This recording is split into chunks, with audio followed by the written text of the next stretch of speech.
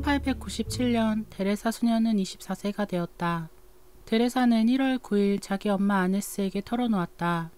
머지않아 천국에 가기를 바랍니다. 27일 로마의 시므온 수사에게도 썼다. 저의 이 지상에서의 여정은 이제 그리 길지 않으리라 여겨집니다. 2월에 벨리에르 신부에게 보낸 시구에도 저의 이 세상에서의 생활은 짧을 겁니다. 그것이 제 희망이기도 합니다. 그리고 안심시키기 위해 덧붙였다. 천국에서도 당신의 여동생으로 살 것을 약속합니다.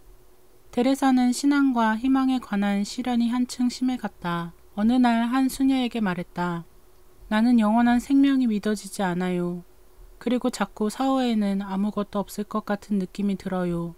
내가 빠진 암흑을 말로 다 표현할 수 없답니다.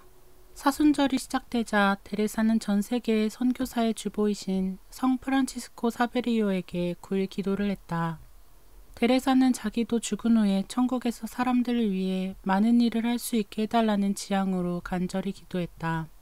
3월 19일에는 성 요셉께 특별히 기도했다. 그날 언니 마리아 수녀가 동생이 무척 쇠약해진 모습을 보고서 방에 가 쉬라고 권했지만 데레사 수녀는 중국에 있는 루랑 신부에게 편지를 썼다. 저는 자신을 잊고 사람들에게 봉사하고 싶습니다. 사후에도 사람들의 구원을 위해 일하고 싶습니다. 데레사는 월남 가르멜에 파견되기를 다시 한번 희망했다. 원장 역시 데레사의 선교사로서의 소명을 믿고는 있었으나 인간이란 정신만 있는 것이 아니라 육신도 있기에 문제였다. 데레사는 몸이 점점 쇠약해 가고 있었으나 끝까지 버티고 있었다. 4월까지 수녀들은 다른 이들처럼 일하고 있는 데레사 수녀의 모습을 여기저기서 볼 수 있었고 건강이 나빠지고 있음을 눈치채지 못했으나 마르땡 자매들은 염려하고 있었다. 4월 말경에 제네비에브 수녀가 시므온 수사에게 보낸 편지다. 데레사 수녀의 건강 상태는 위험한 지경이랍니다. 주님이 데레사를 맞이하러 오실 것 같은 느낌입니다. 4월 4일 사촌 마리 게랭은 자기 부모에게 데레사의 병상을 알렸다. 소화불량에다 날마다 열이 납니다. 코르니에르 의사를 부르기도 하지요. 점점 토하는 것이 심해지고 가슴이 타는 듯이 몹시 아프다고 하며 갑자기 피를 토합니다. 우리는 무척 걱정하고 있습니다. 데레사는 너무 쇠약해졌습니다. 데레사는 기침이 그치질 않아 괴로워했다. 기침, 또 기침, 역에 도착한 기관차 같습니다. 데레사 수녀는 차츰 공동생활을 못하게 되었다. 5월 18일에는 모든 일에서 면제되었다. 부활 후 한 주간 동안 언니 아네스 수녀와 꽤 긴 대화를 할 수 있었다. 그때부터 언니는 데레사의 몇 마디를 메모하기 시작했다. 이것이 6개월간 쓴 마지막 남긴 말씀의 시작이었다. 1897년 4월 19일 부활 주일 다음 날 파리의 한 회관에서 고대하던 기자회견이 있게 되었다. 디아나 포강 부인이 드디어 공석에 모습을 드러내어 강연을 할 예정이었다. 사람들은 그 부인이 공석에 나오도록 전부터 수차 요청했었고 독일인 예수 회원들은 좀처럼 모습을 드러내지 않는 그 부인의 존재를 미심쩍어했다. 그 부인은 자기가 프리메이슨을 배신했기에 목숨이 위험하다는 이유를 들면서 한 번도 공석의 모습을 드러내지 않았으며 그날은 장례가 초만원이었다. 그런데 단상에 나타난 사람은 기대했던 젊고 아름다운 여성이 아니라 배가 불룩 나오고 대머리를 한 레오 탁실이란 남자였다. 술렁대는 관중 앞에서 그는 드디어 정체를 드러냈다. 디아나 포강은 바로 나입니다. 회심한 여성은 내 머리에만 존재할 뿐입니다. 12년간 그의 작품을 읽고 속은 사람이 몇만 명은 더 되었을 것이다. 그 가운데는 그리스도 신자, 신부, 주교, 교황까지 있었고 프리메이슨 단원도 있었다.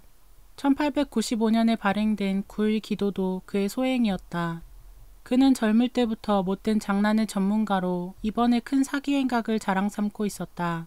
관중은 일제히 일어나 사기꾼에게 몰매를 주려 했지만 경관들의 보호로 그는 무사히 모습을 감추었다. 레오 탁실의 강연 동안 데레사가 출연했던 잔다르크의 사진이 단상 안쪽 벽에 걸려 있었다. 노르망디 지방 신문에 의하면 강연 동안 성녀 가타리나와 잔다르크의 사진이 걸려 있었는데 이 사진은 어느 가르멜에서 디아나 포강에게 선물한 것 같다는 내용이었다. 어느 수도원에서일까? 탁실은 실토를 했다. 리지의 가르멜에서 보내온 사진이라고. 벽에 붙어있던 성녀 가타리나와 잔다르크의 사진의 주인공은 셀리나와 데레사 마르땡이었다. 그렇다 두 자매는 4월 19일 파리에서의 강연회에 제일 높은 자리를 차지하고 있었던 셈이다. 레오탁실은 데레사가 보낸 사진을 이런 식으로 이용했던 것이다.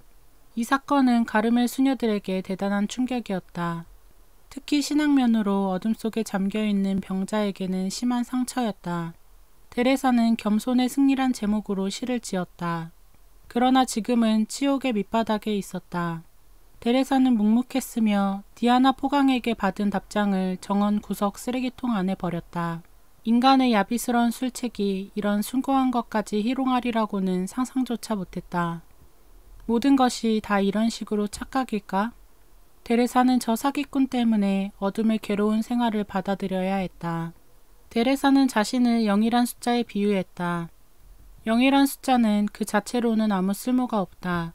하지만 1이란 숫자를 앞에 두면 쓸모있는 숫자가 된다. 즉 10, 100, 1000. 가르멜 수녀인 데레사는 아무것도 할 수 없었다. 다만 기도와 희생으로 선교사의 뒤를 따를 뿐이었다. 그리고 데레사는 이 말을 실생활에서 실천했다. 예를 들면 한 번은 매우 기진해서 정원을 어렵게 걷고 있는 데레사를 본 마리아가 쉬라고 하자 한 선교사를 위해 걷고 있어요 라고 말했다.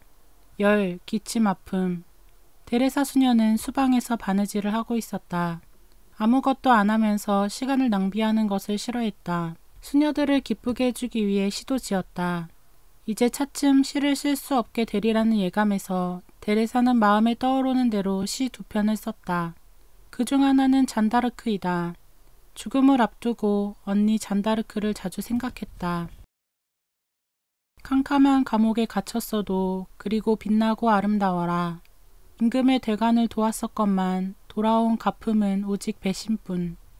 잔이 자기 지지자들에게 배신당했듯이 데레사 수녀는 디아나 포강에게 배신당했다. 5월은 성모 성월, 마리아께 유언이 될 만한 시를 쓰고서 셀리나에게 다음과 같이 밝혔다. 죽기 전에 아직 할 일이 하나 남았어요. 성모님께 향한 제 마음을 노래로 늘 표현하고 싶었답니다. 데레사는 성모님에 관한 많은 강론을 들었지만 마음에 흡족하지가 않았다. 그것은 종종 성모님께 관해서 사실과는 다른 강론을 들었기 때문이다. 그 강론 속에서는 성모님이 가까이 할 수 없는 분으로 소개되고 있었고 어머니신 마리아보다는 여왕 마리아를 강조했기에 성모님의 자녀들을 실망하게 만들었다. 저는 성모 마리아에 대한 강론을 하기 위해 신부가 되고 싶었어요. 저는 여왕보다는 어머니로서의 마리아를 알렸을 겁니다. 하지만 이 죽음은 언제 올지 모를 일이었다. 그저 하느님께 맡길 뿐이었다.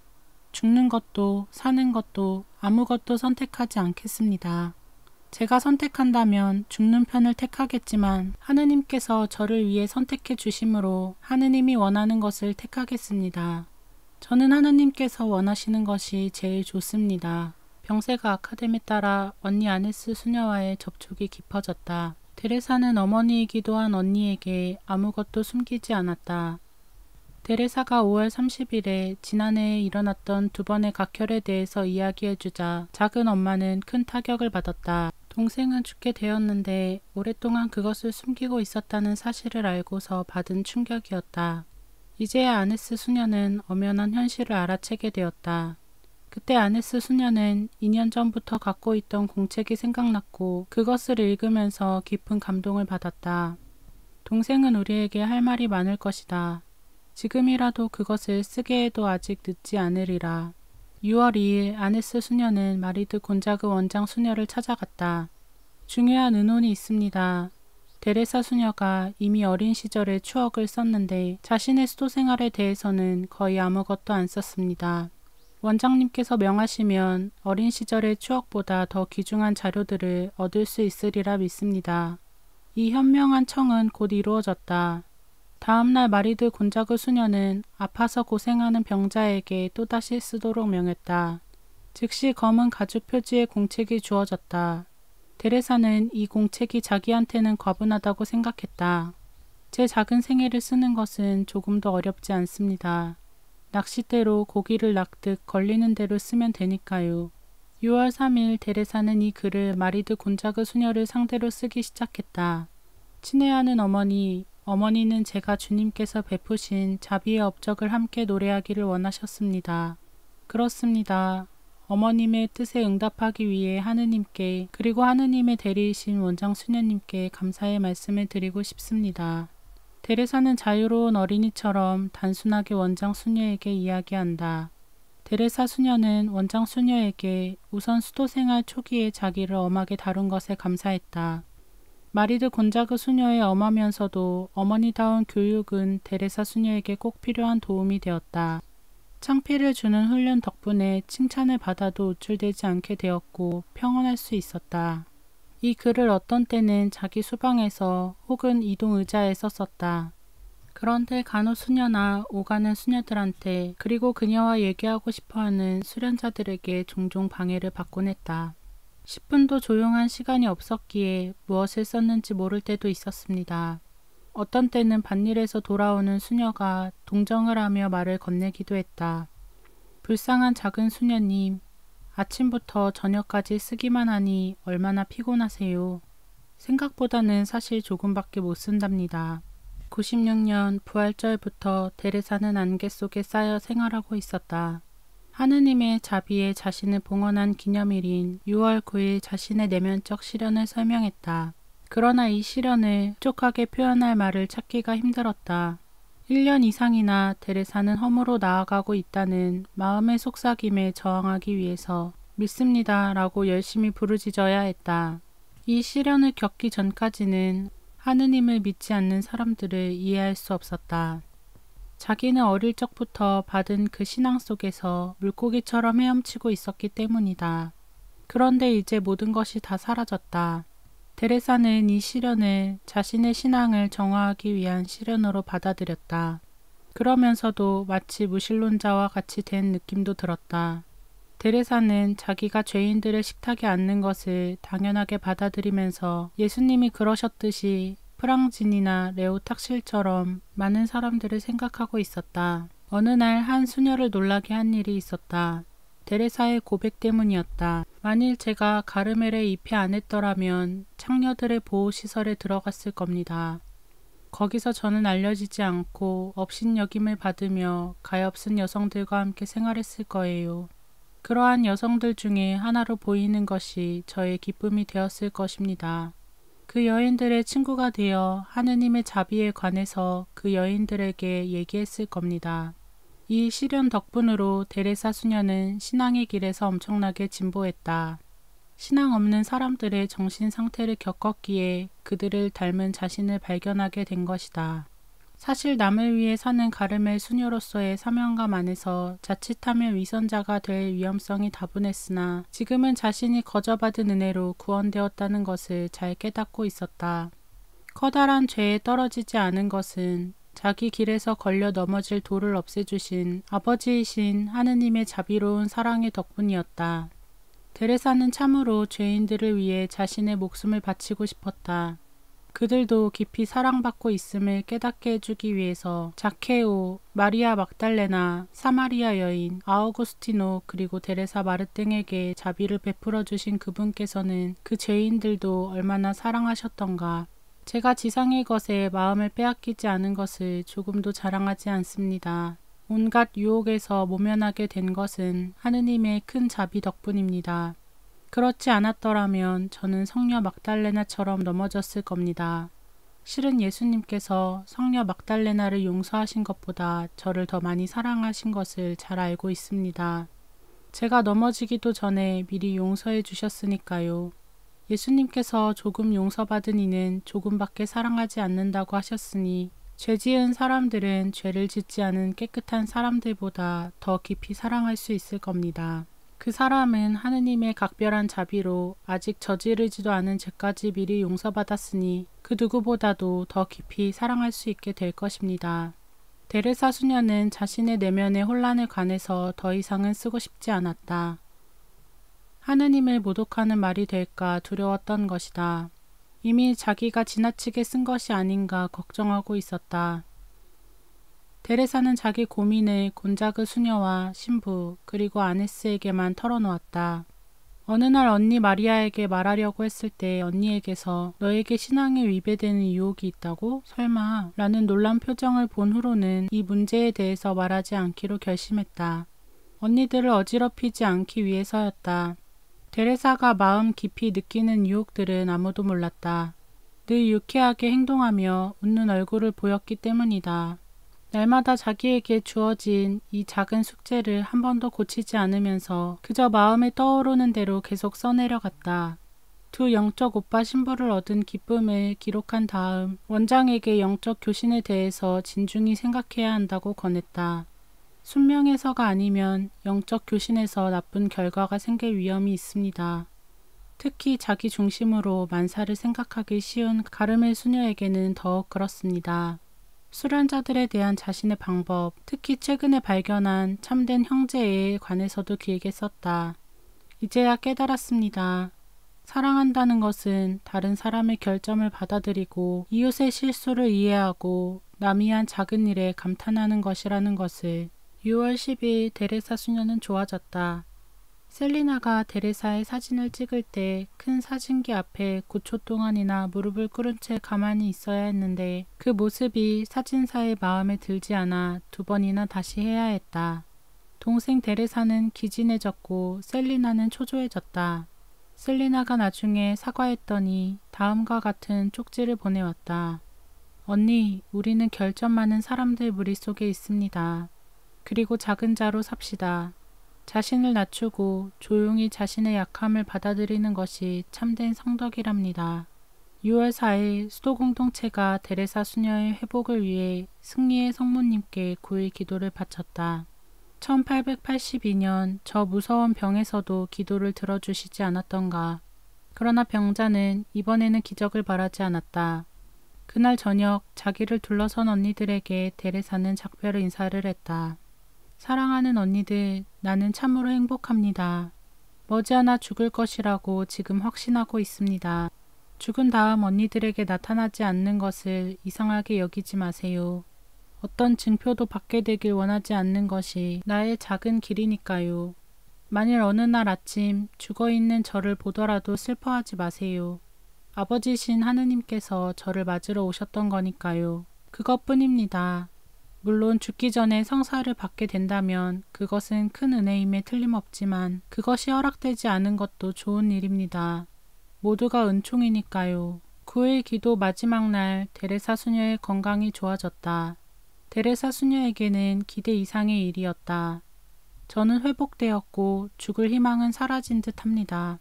하느님은 작은 어린이처럼 안심하고 자신을 맡기는 것을 원하십니다. 6월 말 면회실에서 가족들과의 마지막 만남을 가졌다. 그 후 다시는 가족들을 만나지 못했다. 7월부터 매일 열이 나서 펜을 잡을 수가 없었기에 그때부터 작은 연필을 사용했다. 6일에 다량의 피를 토했으며 1개월 동안 각혈이 계속되어 코르니에르 의사가 왕진을 다녀갔다. 8일 유프 신부에게 고백 성사를 받고 병자 성사를 청했다. 데레사 수녀는 기쁨에 넘쳐 농담을 많이 했다. 그러자 문병 왔던 신부는 병자 성사를 연기하자고 했고 데레사 수녀는 실망했다. 7월 8일 데레사는 자기 방에서부터 1층에 있는 병실로 매트리스에 눕힌 채 옮겨졌다. 이 방의 창은 컸고 정원이 보였다. 철제 침대에는 갈색 커튼이 쳐져 있었다. 이 커튼에 좋아하는 성화를 핀으로 꽂아주었다. 성모님 테오판느 베나르의 성화를 미소의 성모상도 함께 옮겨왔다. 73세의 간호소임 수녀는 자기 소임을 제네비에브 수녀에게 기쁘게 양보했다. 셀리나는 옆방에서 밤을 지냈고 병자와 가장 접촉이 잦은 이는 아네스 수녀였다. 성묘일도 동안에도 동생을 돌볼 허락을 받은 아네스 수녀가 데레사의 이야기를 일기처럼 메모한 덕분으로 농담도 하고 혹은 괴로워하는 등 하느님을 사랑하는 데레사 수녀의 생생한 모습들을 지금도 볼 수 있게 된 것이다. 병자는 매우 쇠약해져 있었다. 병이 악화되었지만 아무 생각도 하지 않아요. 기도할 때 예수님께 아무 말씀도 드리지 않습니다. 오직 그분을 사랑할 따름이에요. 데레사에게 남겨진 길은 여전히 아니 지금까지보다 더 자신을 하느님께 맡기는 것뿐이었다. 데레사 수녀는 고통이 심할 때는 비명을 지르기도 했다. 병이 심해지면 실망하기 쉽습니다. 데레사는 육체적 고통과 정신적인 고통을 겪을 때도 언제나 한결같은 얼굴을 했다. 그래서 어떤 수녀는 이제 데레사의 병은 그리 심각하지 않다고 여길 정도였다. 병세의 변화가 심한 것에 데레사 자신도 의사도 갈피를 못 잡았다. 데레사는 한때 자신이 공동체에 무거운 짐이 될 것을 두려워했다. 마리드 곤자그의 변덕스런 기질이 데레사가 간접적으로 느낄 정도로 소란을 피웠다. 또 셀리나와 다른 수녀들이 자기를 거칠게 대할 때도 있음을 느꼈고 어떤 수녀가 휴식 시간에 한 말이 데레사의 귀에 들어오기도 했다. 왜들 데레사 수녀를 그렇게 문제 삼는지 모르겠군요.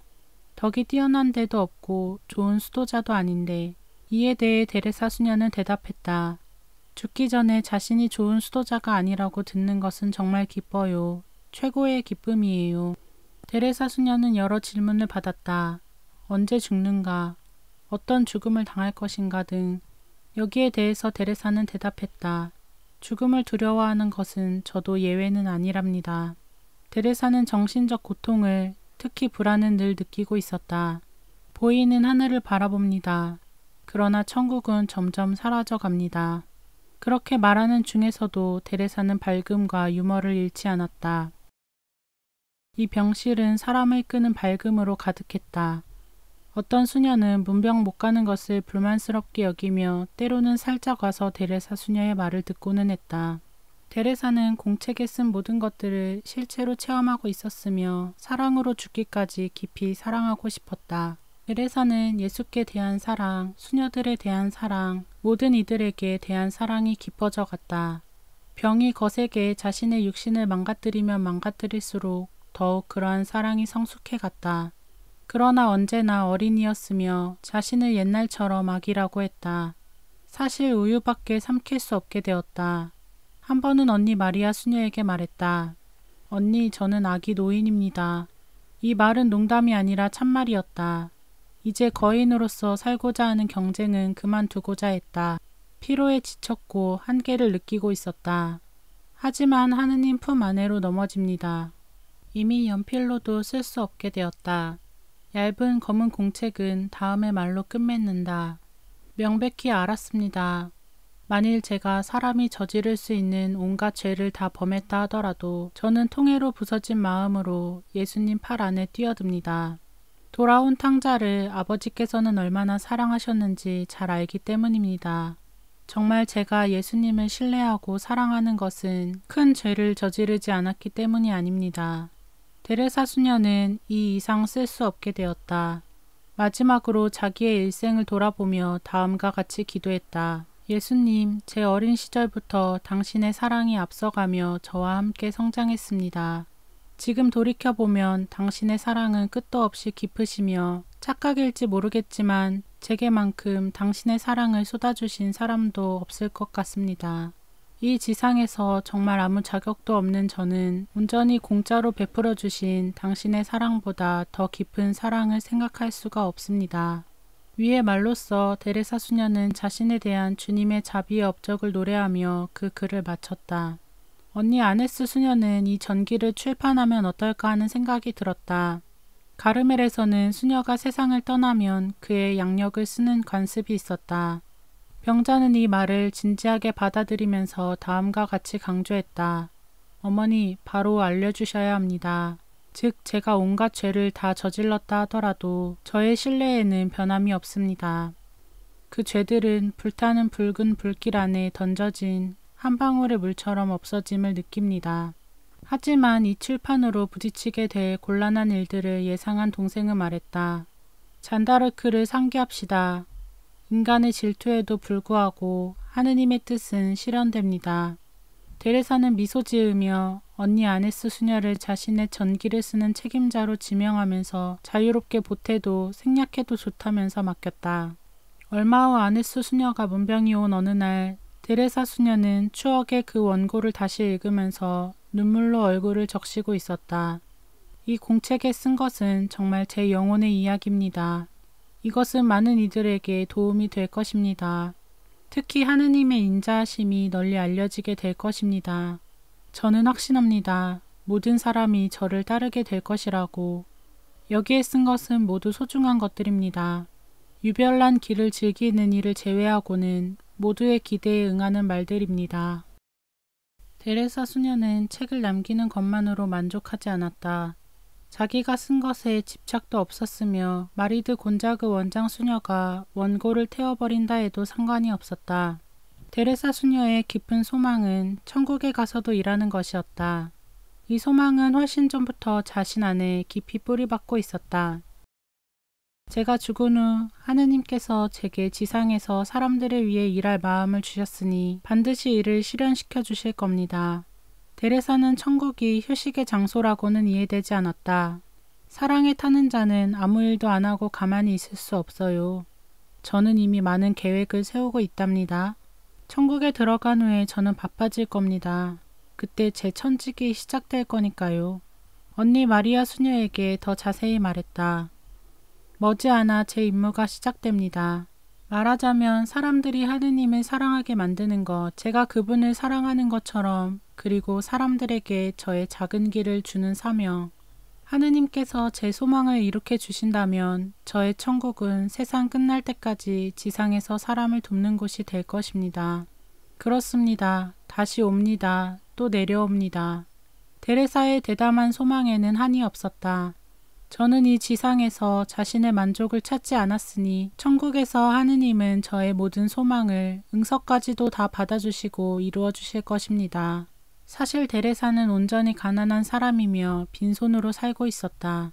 제 손에는 아무것도 없습니다. 제가 갖고 있는 것, 받은 것은 모두 교회와 사람들의 구원을 위해서입니다. 제가 80세까지 장수한다 하더라도 아무것 없는 저였을 겁니다. 7월 30일 각혈은 멈추지 않았고 호흡은 한층 더 괴로워졌기에 마취제를 들이쉬게 해야 했다. 코르니에르 의사는 오늘 밤이 마지막일 거라고 판단했다. 18시에 병자 성사를 받고 마지막 영체를 영했다. 옆방에서 수녀들이 초, 성수 등 장례에 필요한 물건들을 준비하고 있었다.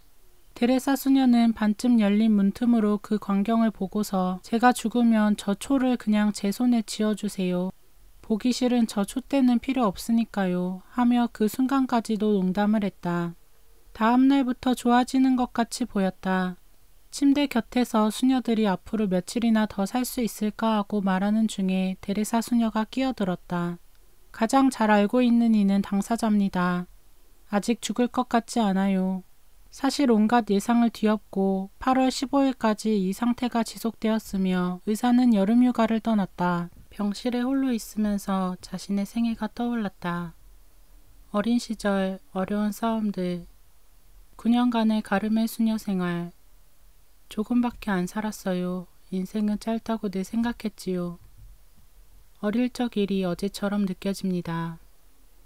200일간의 투병 동안 데레사는 늘 예수님을 바라보며 십자가를 쥐고 있었고 십자가의 예수님께 자주 입을 맞추었다. 주님은 십자가에 못 박히시고 마음의 고통을 겪으시면서 돌아가셨습니다. 그것은 사랑으로 이루어진 가장 아름다운 최후이지요. 사랑의 죽음이란 누군가가 생각했듯이 즐거운 것은 결코 아니랍니다.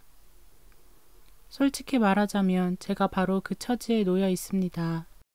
어깨가 아픈 데레사는 십자가를 지신 예수님을 생각했고 또 자기 침대 둘레에서 새 언니들이 피곤해서 졸다가 잠이 깬 순서대로 베드로, 야고보, 요한이라고 했다.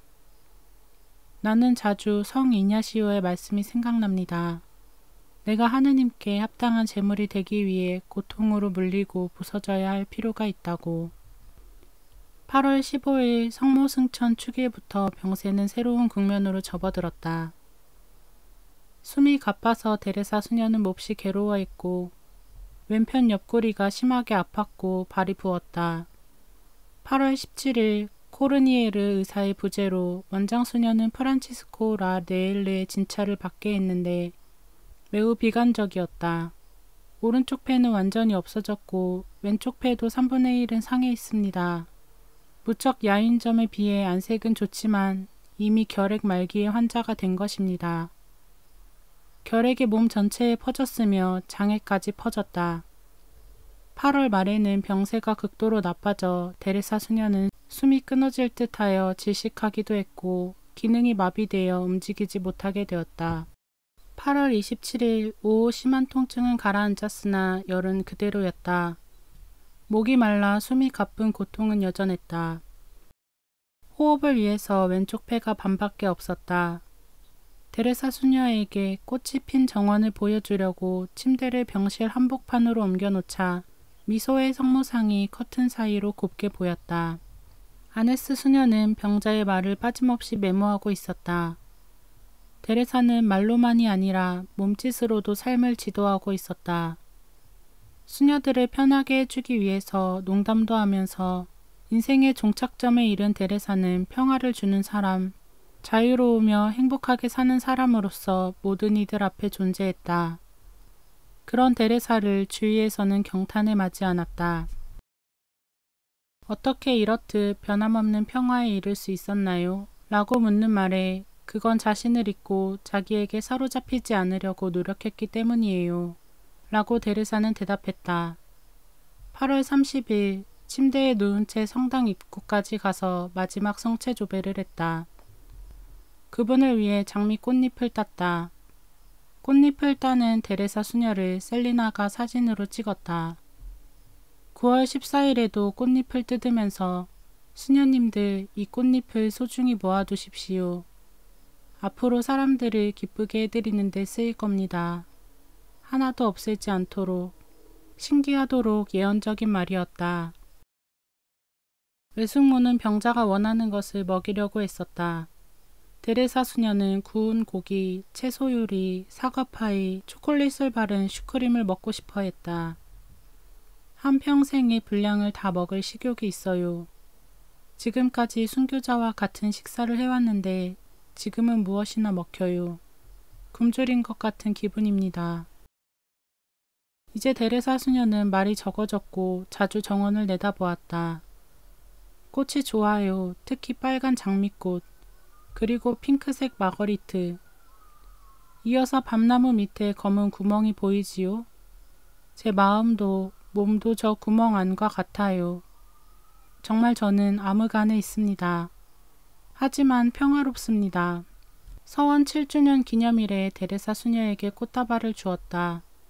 하느님께 감사합니다. 외적으로는 채워져 있으나 내적으로는 언제나 실현 중에 있습니다.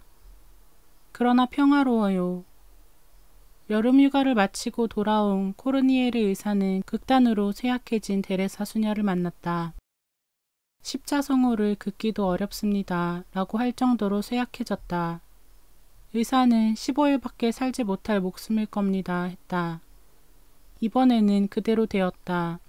데레사는 마지막 순간까지 보여준 활력으로 주위 사람들을 놀라게 했다. 9월 18일 이제 마지막이라고 생각되었는데 그날 오후에 좋아졌습니다. 라고 했다. 옷을 갈아입힐 때 마리드 곤자그 원장 수녀는 그 야윈 모습을 보고서 어쩌자고 이렇게나 야위었지? 라고 하자 해골입니다. 하고 병자가 대답했다. 데레사 수녀가 두려워하는 일이 또 일어났다. 호흡 곤란이다. 어머니, 이 세상 공기가 모자랍니다. 하느님은 왜 저한테 천국 공기를 아직도 안 주실까요? 데레사 수녀는 질식하게 될까봐 공포에 쌓였다. 어떻게 죽으면 좋을지 모르겠습니다. 29일 아침 숨결이 거칠었고 말도 힘을 주어야 겨우 할 수 있었다. 공동체 전원이 병실에 모여 임종 기도를 올렸다. 1시간 후 원장은 모든 수녀들을 돌려보냈다. 정오의 데레사 수녀가 원장에게 어머니 이제 마지막인가요? 잘 죽으려면 어떻게 하면 됩니까? 잘 죽는 방법을 모르겠습니다. 어머니 오늘일까요? 그래요, 오늘일 거예요. 이제 넉넉합니다. 저를 위해 기도해 주십시오. 예수, 마리아, 네, 받아들입니다. 받아들입니다. 어머니 이제 더 견디지 못하겠어요. 밤이 되어 고백성사를 받았고 신부는 어쩌면 그리도 아름다운 마음인지 은총으로 가득 채워져 있습니다. 했다. 원장은 언니 마리아와 셀리나를 동생 곁에 머물도록 했다. 둘은 교대하면서 간병하고 아네스 수녀는 옆방에서 쉬고 있었다. 테레사 수녀에게는 괴로운 밤이었다. 악몽에 시달리는 듯 했으며 성모님께 기도하고 있었다. 다음날 아침은 비가 내리는 울적한 날씨였다. 수도 공동체의 미사 동안 마르텐가의 새 언니가 동생 곁에 있었고 병자는 다음과 같이 말했다. 아무 위로도 없는 임종입니다. 호흡이 더욱 어려워지고 있었다. 숨이 막힙니다. 얼마나 괴로운지. 하느님, 당신의 작은 딸을 가엾이 보시고 저를 불쌍히 여겨주세요. 그리고 마리드 곤자그 원장 수녀에게 어머니, 잔은 이미 가득합니다. 하지만 하느님은 저를 버리지 않으시겠지요? 이제껏 계속 버리지 않으셨으니까요. 했다. 오 마리드 곤자그 원장 수녀가 병자 무릎 위에 가르멜 산의 성모의 성화를 놓았다. 어머니, 어서 저를 마리아님께 보내주세요. 아무것도 할 수 없게 된 아기입니다. 좋은 죽음을 맞을 수 있게 도와주십시오. 이제 데레사 수녀는 이미 죽을 채비가 되어 있었다. 저는 진실만을 찾았습니다. 마음의 겸손을 익히 깨달았고 그 겸손을 제게 주신 것 같습니다. 저는 하느님의 사랑에 몸바친 것을 후회하지 않습니다. 정말 후회 안 합니다. 언니 마리아 수녀는 동생의 격심한 고통을 보기가 힘에 겨워 병실에 들어가기를 망설이고 있었고 아네스 수녀는 예수 성심상 앞에 꿇어 동생이 마지막까지 희망을 잃지 않도록 기도하고 있었다. 17시경 공동체가 서둘러 병실에 모였다. 임종 중인 데레사 수녀는 미소로 수녀들을 맞았다. 십자가를 꼭 쥐고 있었으며 호흡 곤란으로 가슴이 터질 듯 보였다. 얼굴은 새빨갛게 달아올랐고 손은 보라색이 되어 있었다. 발은 얼음장처럼 찼으며 요가 젖을 정도로 땀을 흠뻑 흘렸다. 별 변화가 없으므로 원장은 수녀들을 내보냈다. 19시 데레사 수녀는 작은 소리로 어머니, 아직 마지막이 아닌가요? 죽음이 온 것이 아닌가요? 했다. 그래요, 마지막입니다. 그러나 하느님은 좀 더 시간을 지체하시려는지도 모르지요. 그렇습니까? 그럼 더 고통을 겪어도 좋습니다. 그리고 손에 든 십자가를 응시하면서 오 사랑합니다. 네 하느님, 당신을 사랑합니다. 이것이 마지막 말이었다. 데레사 수녀는 머리를 떨어뜨렸다. 마리드 곤자그 수녀는 종을 치고 급히 공동체를 모았다. 수녀들은 무릎을 꿇었고 갑자기 평온해진 데레사 수녀의 얼굴을 볼 수 있었다. 데레사는 빛나는 눈길로 미소의 성모상 약간 위쪽을 약 1분쯤 응시했다. 그런 다음 눈을 감고 오른편으로 기울어졌다. 미소를 짓고 있었으며 퍽 아름다웠다. 19시 20분이었다. 셀리나가 급히 정원으로 나가니 비가 오고 있었다.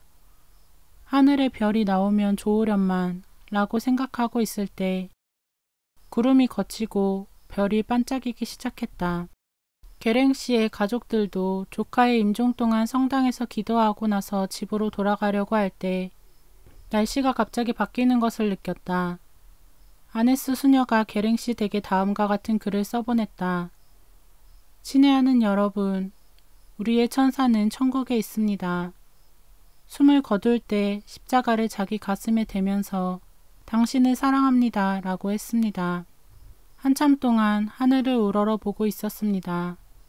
무엇인가를 보았을 겁니다. 다음 금요일 데레사 수녀의 시신은 성당에 안치되었다. 셀리나는 병실에서 사진을 찍었다. 주일 저녁까지 마르땡씨, 게랭씨, 라넬르, 모델룽드씨, 신부들과 친구들, 신자들이 기도하면서 로사리오나 메달을 시신에 대었다. 장례식은 10월 4일 9시로 정해졌다. 10월 4일 두 필의 말이 끄는 연구차가 리지웨의 묘지로 가고 있었다. 다음날 가르멜 수녀들은 병실을 정리했으며 매트리스와 삼실로 된 샌들은 태워버렸다. 언니 마리아 수녀는 샌들을 보존하고 싶어 했으나 마르타 수녀가 이 더러운 것을 보존하려고요? 라고 반대했다. 그 샌들은 사실 너덜너덜했다. 그 후 가르멜은 다시금 기도, 노동, 공동생활로 되돌아갔다. 침묵이 다시 수도원을 감쌌다. 가르멜과 같은 데서는 한 수녀의 죽음이 노동과 기도의 일상 시간표에 그저 약간의 변동밖에는 가져다 주지 않기 때문이다. 아네스 수녀는 약속을 지켜서 병자가 언니에게 맡긴 대로 원고를 정정했다. 옛날 비손네 집에서 동생의 숙제를 고칠 때처럼 1898년 9월 프랑스의 전 가르멜과 교회 관계자들이 자서전을 받았다. 많은 주교와 수도회에서 가르멜로 감탄의 편지를 보내왔다. 1899년 5월에 재판되었고 1900년에 재판되었다. 1901년 영어로, 1902년 폴란드어로, 1904년 이탈리아어와 네덜란드어로, 그리고 1905년 독일어, 포르투갈어, 스페인어, 소련어로 번역되었다. 번역이 늘어감에 따라 여러 나라에서 회개하는 이들과 병에서 치유를 받는 사람들이 늘어났다. 기적과 함께 작은 데레사가 발현하는 때도 있었다. 1907년 3월 15일 비오 10세 교황은 다마 중의 데레사를 현대의 가장 위대한 성인이라고 했다. 1915년 자서전 20만 부와 생략된 전기 70만 부, 그리고 장미꽃의 비 1만 부가 읽혀졌으며 비오 11세 교황도 데레사를 자신의 교황 제2 기간의 별이라고 불렀다. 1923년 4월 29일 예수 아기의 데레사 수녀의 시복식을 거행했다. 그리고 1925년 5월 17일 비오 11세 교황은 작은 데레사 마르땡을 성인들의 반열에 올려놓았다. 이렇게 빨리 시성되기는 매우 드문 일이다. 2년 후 교황은 또한 성녀 데레사를 성 프란치스코 사베리오처럼 선교지와 선교사의 보호자로 선언했다. 이야말로 기묘한 결정이다. 15세부터 가르멜 울타리 안에서 나온 일이 없는 가르멜 수녀가 세계를 동분서주하며 아시아까지 가서 목숨을 바친 스페인의 예수의 선교사와 같은 위치에 오르게 된 것이다. 이렇게 하여 리지의 데레사는 전 세계에 알려지게 되었다. 그리고 어느 나라에서나 자서전을 읽고 사제직이나 수도 생활의 부르심을 받은 젊은이들이 늘어났다. 1944년 5월 3일 비오 12세 교황이 성녀 데레사를 성녀 잔 다르크처럼 프랑스의 보호자로 선포함으로써 두 자매는 하나가 되었다. 그리고 서거한 지 100주년이 된 1997년 10월 19일 요한 바오로 2세 교황에 의해 교회 박사로 선포되었다.